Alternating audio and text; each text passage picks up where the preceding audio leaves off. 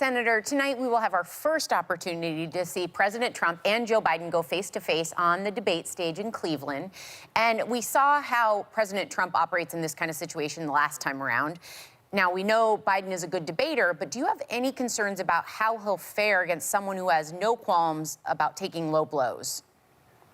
No, I am really confident that Joe Biden's going to do great tonight. And it's because he's going to focus on the issues. You know, Americans as a whole, and those swing voters you were talking about earlier in the middle, they want to see what a president's going to do to make their lives better. We've had 200,000 people die from COVID.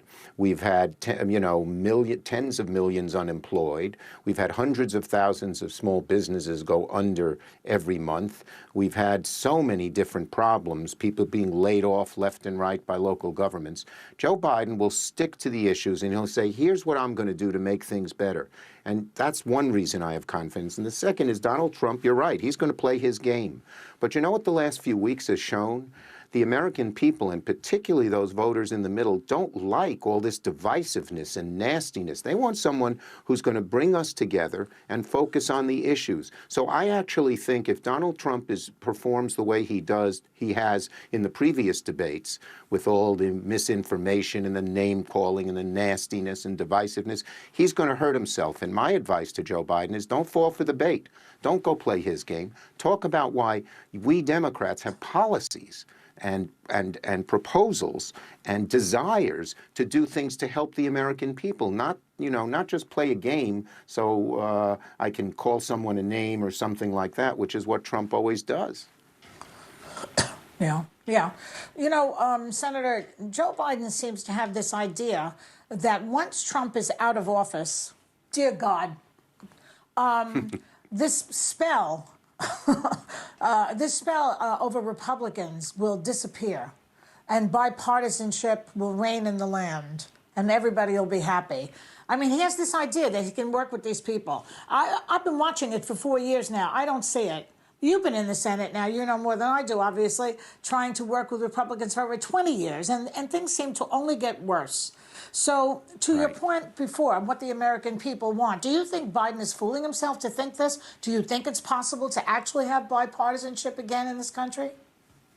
Well, I'm an optimist. I wouldn't be doing this job if I weren't an optimist. I believe God brings justice, justice, justice. And here's what I think, just looking at the Republican Senate. There are about 25 hardliners, and they're going to stick with Trump and create trouble and everything else.